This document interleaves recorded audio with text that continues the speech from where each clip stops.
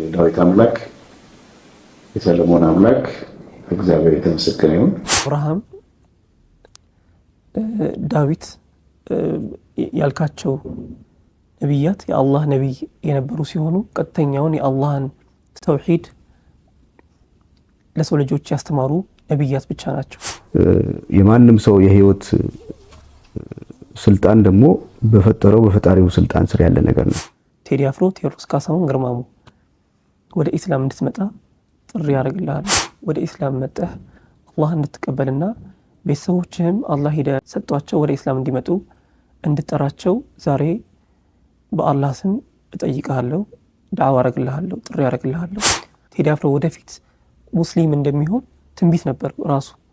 ምክንያቱም ሼማን ደፈር የሚለው ዘፈኑ ላይ እኔ ለማል ባላህ አንቺን በቁልብ ይላል። ኢንሻአላህ ተስፋ አደርጋለሁ ይሄን መልእክተኛ አዳምጠህ መልስ እንደምትሰጠኝና ኢስላምን ስለ ኢስላም ያለህን እውቀትና መረጃ እና አቋምህን እንደምታሳውቀኝ ተስፋ አደርጋለሁ።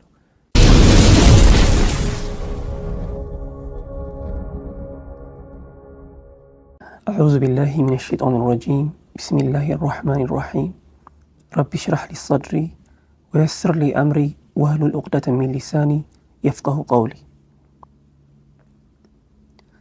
لينذر الذين قالوا اتخذ الله ولدا ما لهم به من علم ولا لآبائهم كبرت كلمة تخرج من أفواههم إن يقولون إلا كذبا السلام عليكم ورحمة الله وبركاته እንዴት ናችሁ የተውባ ቲዩብ ተከታታዮች? ባለፈው የራሴን የህይወት ታሪክ እና የጋሽ አይምንን አቅርበን ነበር እና የኔ ህይወት ታሪክ ከዩቲዩብ ላይ ካወጣሁት በኋላ ብዙ ሰዎች ከቲክቶክ ላይ እየቋረጡ ይጠቀሙት ነበርና እሱን አይ ነበር። ብዙ ኮሜንቶች ደርሰውኛል። የራሴን የህይወት ታሪክ ላጋራ ያሰብኩበት ምክንያት ለሰዎች አስተማሪና ትምህርት ይሆናል በሚል ነበር። ዛሬ ግን ለየት ያለ የዳዕዋ ቅርጽና ፎርም ያለው ነገር ይዤ መጥቻለሁ። ይህም የዳዕዋ አይነት ቅርጽና ፎርም ከዚህ በፊት ብዙም ያልተለመደና የተረሳ ነው። ረሱል ሰለላሁ ዐለይሂ ወሰለም ግን በሳቸው ዘመን በጣም ይጠቀሙበትና ያደረጉት የነበረ ነው እና እኔም ባለችኝ እውቀትና ባለኝ ግንዛቤ ልክ ኢስላምን በተረዳሁበት መጠን ልክ ዳዕዋ ለማድረግ ዛሬ ፊት ለፊታችሁ መጥቻለሁ። ረሱል ሰለላሁ ዐለይሂ ወሰለም እንዳሉት በሊቁ አኒ ወለው ቢአያ ብለዋል። እኔ ከነገርኳችሁ ውስጥ አንዲት አያን ብትሆን አስተላልፉ ተብለናል እና እሳቸው ከነገሩን ከቁርአን ከሰማሁትም ከተማርኩትም ካለችኝ መጠነኛ እውቀት ዳዕዋ ለማድረግ ጉዞ ጀምሬያለሁ። ይህም የዳዕዋ ቅርጽና ፎርም እስካሁን ከነበረው ሙስሊሞችን የማረም የመገሰጽና የማስታወስ ብቻ ይዘት ለየት ብሎ ከኢስላም ውጭ ያሉ ተጽዕኖ ፈጣሪ ሰዎችን ወደ ኢስላም የመመለስና የመጥራት ጉዞ ነው። ረሱል ሰለላሁ ዐለይሂ ወሰለም ካስታወሳችሁ ለሀበሻው ለንጉስ ነጃሺ ደብዳቤ ልከውለት ነበር ወደ ኢስላም እንዲመጣ። ለፐርሺያው ንጉስ ደብዳቤ ልከውለት ነበር ወደ ኢስላም እንዲመጣ እና የረሱል ዳዕዋ ሰለላሁ ዐለይሂ ወሰለም በጊዜው የሚያደርጉት የነበረው ለካፊሮችንም ተጽዕኖ ፈጣሪ ካፊሮችን ወይ ንጉሶችን ወደ ኢስላም እንዲመጡ ዳዕዋ ያደርጉ ነበር እና አሁን የተዘነጋው ዳዕዋ ደግሞ ይሄ ነው ብዬ አስባለሁ። ካፊሮችን ወደ ኢስላም የመጥራት ዳዕዋችን ረስተነዋል። ለሙስሊሞች ዳዕዋ ማድረግ አሪፍ ዳዕዋ ቢሆንም ግን ከኢስላም ውጭ ያሉትን ኩፋሮች፣ ካፊሮች ወይ ደግሞ አማኞችን ወይ ደግሞ አህለል ኪታቦችን ወደ ኢስላም መጥራት ደግሞ ትልቁ የኢስላም ዋና ዓላማ ነው። ምክንያቱም እንደ ሰው ልጅና እንደ አንድ ሙስሊም የሁላችንም ኃላፊነት ትክክለኛውን የአላህን ቃል የፈጣሪያችንን ቃል ምድር ላይ ማስተማርና ማሰራጨት፣ ተውሂድን ማስተማር፣ ሰዎችን ወደ ትክክለኛው መንገድ መምራት የኛ ኃላፊነት ነው። ኩንቱም ኸይረ ኡመቲን ኡኽሪጀት ሊናስ ተእሙሩነ ቢልማዕሩፍ ወተንሃውነ ዐኒል ሙንከር። እናንተ በምድር ላይ ከተገለጹ ህዝቦች ሁሉ የበለጣችሁ ናችሁ። ምክንያቱም ከመጥፎ ትከለክላላችሁ፣ በጥሩ ታዛላችሁ ተብለናል። አላህ ሱብሓነሁ ወተዓላ ቁርአን ላይ ያለው ቃል ነው። ስለዚህ ይህን ተግባራዊ ለማድረግ ደግሞ ዳዕዋችን ከሙስሊሞቹ ተሻግሮ ካፊሮችንም የሚጠራ መሆን አለበት። ያላመኑትን የዚህን የኢማን ብርሃን ያላዩትን ብርሃን ማሳየት መቻል አለበት።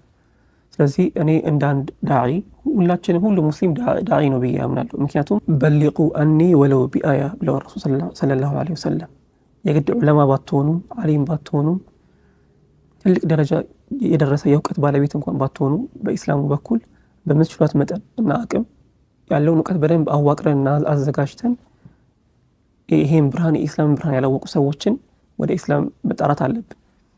አለበለዚያ ያስጠይቀናል፣ አላህ ዘንድ የሚያስጠይቀን ነገር ነው የሚሆነው ሁላችንም ላይ ዋጅብ ስለሆነ ማለት ነው ብዬ ስለማምን ነው። እና ለዛሬ የመረጥኩት ታዋቂ ሰው ደግሞ ቴዎድሮስ ካሳሁን ቴዲ አፍሮ ነው። ቴዎድሮስ ካሳሁን ቴዲ አፍሮ በኪነ ጥበቡ ዓለም ትልቅ ተጽዕኖ መፍጠር የቻለ ሰው ነው እና አሰላሳይ ሰዎች መካከል አርጌ ያስበዋለሁ። የሚጽፋቸው ግጥሞች፣ ነገሮችን የሚያይባቸው እይታዎች በጣም ከብዙ አርቲስቶች ላቅ ያለና የተሻለ ቦታ አለው በእኔ እይታ። ይህን ደግሞ ለማወቅ ግጥሞቹን ማንበብ፣ ኢንተርቪዎቹን ማዳመጥ በቂ ነው። ቴዲ አፍሮን የመረጥኩበት ምክንያት ቴዲ አፍሮ ተጽዕኖ ነበረው የኔ ያለፈው የኪነ ጥበብ ህይወቴ ላይ። ግጥሞቹን በጣም አዳምጥ ነበር። ስለ ፍቅር ነው የሚሰብከው ብዙ ጊዜ እና ስለ ማገናዘብ አብረን ስንኖር እንደ ማህበራዊ ህይወት እንዴት ማህበራዊ ህይወታችን እንዴት የተሻለ ሊሆን እንደሚችል ምናምን የተሻሉ ሀሳቦችን ለማህበረሰብ ያቀርባል ብዙ ጊዜ። እና እንደዚህ አይነት ሰው ደግሞ ብዙ ጊዜ አሰላሳይና የተሻለ አይምሮ የተሻለ የማገናዘብ አቅም አለው ብዬ አስባለሁ። እና የኦርቶዶክስ እምነት ተከታይ ነው ቴዎድሮስ ካሳሁን። አህለል ኪታብ ነው እኛ የምንለው እኛ ሙስሊሞች ኦርቶዶክስ እምነት ተከታዮች። አህለል ኪታብ ማለት መጽሐፍን የተሰጡ ሰዎች ማለት ነው። እና እሱ መጽሐፍ ቅዱስን በደንብ የሚያነብና የሚረዳ ሰው ነው። እነዚህን ደግሞ ያወቅኩት ከኢንተርቪዎቹን በማዳመጥ እና ከነበረኝ ያለፈው ዘመን ተጽዕኖዎቹ በመነሳት በደንብ አውቀዋለሁ። እና ለቴዲ አፍሮ ዛሬ ጥሪ ለማድረግ የፈለኩበት ምክንያት መጀመሪያ ከዛ በፊት መናገር ያለብን ነገር ምድር ላይ ስንኖር ሁለት አይነት እምነት አለ ይላሉ ሊቃውንቶቹ። አንደኛው እምነት የሰው ልጅ የራሱን ሀሳብ አይምሮና መንፈስ ፈትሾ ተመራምሮ ወይ አንብቦ ወይ ሰማይና ምድርን አይቶ አምላክ አለ ብሎ ወይም ደግሞ የሆነ ቁስን እንደ አምላክ መድቦ ሲያመልክ ወይ ደግሞ ሊገዛ ይችላል። ይሄኛው ነው አንዱ ሃይማኖት ተብሎ ሰዎች የሚከተሉት።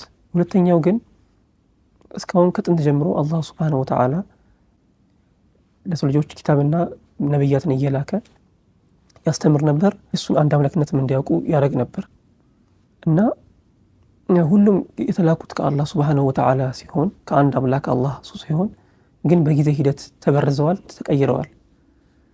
የመጀመሪያው ኦሪጂናል ኮንቴንታቸው የለም እና ብቸኛው ግን አላህ ሱብሓነሁ ወተዓላ የላከውና ያልተበረዘና ያልተከለሰው ቅዱስ መጽሐፍ ቁርአን ነው ብለን እናምናለን እኛ ሙስሊሞች። ቴዎድሮስ ካሳሁን ደግሞ እንደማንኛውም የኦርቶዶክስ እምነት ተከታይ መጽሐፍ ቅዱስን ያነባል፣ ይከተላል። ይህ መጽሐፍ ቅዱስ መጀመሪያ መነሻው ከአላህ ሱብሓነሁ ወተዓላ የወረደ ሲሆን ለኢየሱስ ወይ ደግሞ ለዒሳ የተላከና የመጣ ቅዱስ ቃል ነው።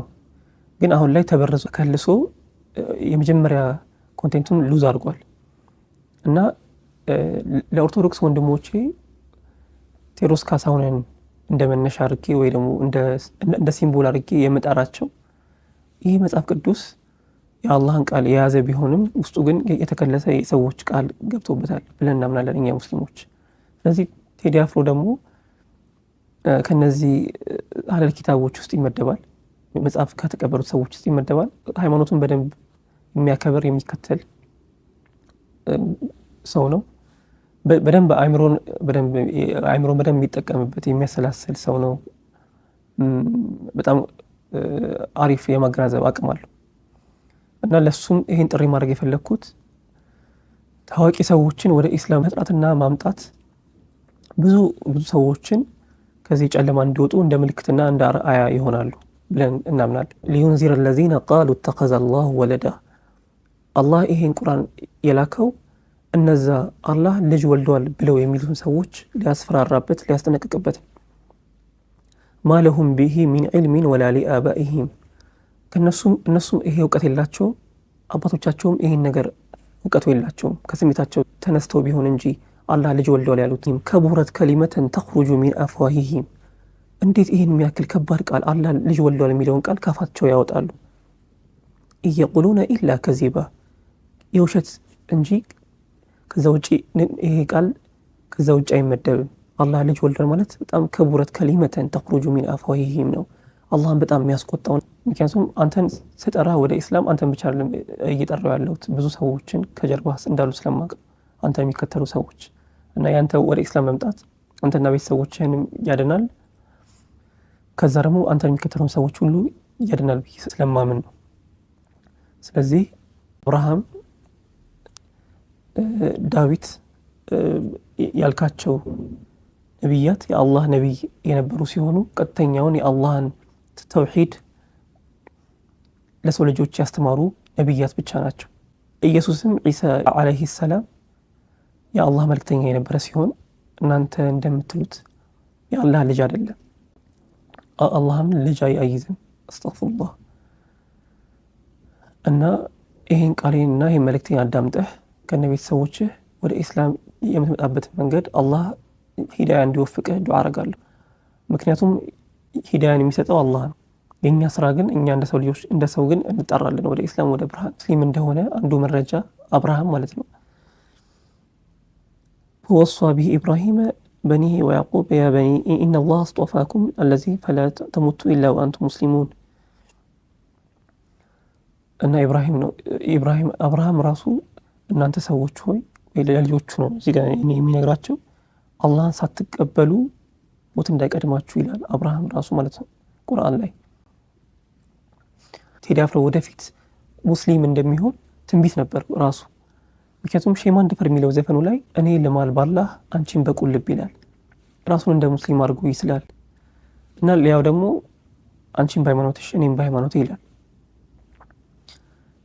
ራሱን እንደ ሙስሊም አድርጎ ነው። አዛን አለ መስጊድ ልትነጋ ምድር ይላል። እና እነዚህ ኢስላማዊ የሆኑ ኤሌመንቶችን ተጠቅሞ እንትኑ ላይ ግጥም ጽፎ አካቷቸዋል። እና እነዚህ ምናልባት ለሂዳያው ሰበብ ሊሆኑት ይችላሉ ብዬ አስባለሁ። እና ይሄን ቪዲዮ እያየህ ከሆነ ቴዎድሮስ ካሳሁን ቴዲ አፍሮ እነዚህን ዘፈኖች ተመልሰ ገምግማቸው። ምናልባት አላህ የሰጠ ምልክት ሊሆን ይችላል ወደ ኢስላም እንድትመጣ። ምክንያቱም አላህ ባሮቹን ቀጥተኛው መንገድ እንዲይዙ ይፈልጋል። ጠመው ገሃነም እንዲገቡ አይፈልግም። ስለዚህ እኔ ልማል ባላህ አንቺን በቁልብ ያልክበት ትልቅ ራዕይና ምልክት ስለሚሆን ወደ ኢስላም እንድትመጣ ዳዕዋ አረግልሃለሁ። እና ኢስላም ተፈጥሯዊ ሃይማኖት ነው። የሰው ልጆች ሁሉ የተፈጠሩበት ሃይማኖት ነው። እና ይሄንም እንድታስብ እፈልጋለሁ ቴዎድሮስ ካሳሁን። ኢስላም የሰው ልጆች ሁሉ ሃይማኖት እና የተወለዱበት ሃይማኖት ሲሆን አላህ ምን ይላል? የአላህን ፍጥረት ያችን አላህ ሰዎች በእርሷ ላይ የፈጠረባትን ሃይማኖት ያዟት ይላል። አላህ የሰው ልጆችን ሁሉ የፈጠረበትን ሃይማኖት ኢስላምን ያዟት። ስለዚህ የሰው ልጅ ተፈጥሯዊ ሃይማኖት ኢስላም መሆኑን እንድታስታውስና እንድታውቅ እፈልጋለሁ። ይሄ መልእክት ስፔሲፊካሊ ለቴዲ አፍሮ እንዲደርስ ያዘጋጀሁት ነው። ቴዲ አፍሮ ቴዎድሮስ ካሳሁን ግርማሙ ወደ ኢስላም እንድትመጣ ጥሪ ያደርግልሃለሁ። ወደ ኢስላም መጠህ አላህ እንድትቀበልና ቤተሰቦችህም አላህ ሂዳያ ሰጧቸው ወደ ኢስላም እንዲመጡ እንድጠራቸው ዛሬ በአላህ ስም እጠይቅሃለሁ፣ ዳዕዋ አረግልሃለሁ፣ ጥሪ ያደርግልሃለሁ። አንድ አላህ የምድርና የሰማይ አምላክ የሆነውን አላህን እንድትቀበል ጥያቄ አቀርብልሃለሁ እና ቁርአንን እንድትፈትሽ እንድትመረምር ኢስላምን እንድታይ። የሰው ልጅና ዩኒቨርስ በሙሉ የፈጣሪን አንድነት ይናገራሉ። አላህ አልተወለደም፣ አልወለደም። ቁል ሁወ አላሁ አሐድ አላሁ ሶመድ ለም የሊድ ወለም ይውለድ። እና ይህን ነገር አስብበት። መጽሐፍ ቅዱስን እንደምታነበው ሁሉ ቁርአንን አንብብ፣ መርምረው። ወደ ኢስላም ወደ ቀጥተኛው መንገድ እና መንገዱ ክፍት ነው።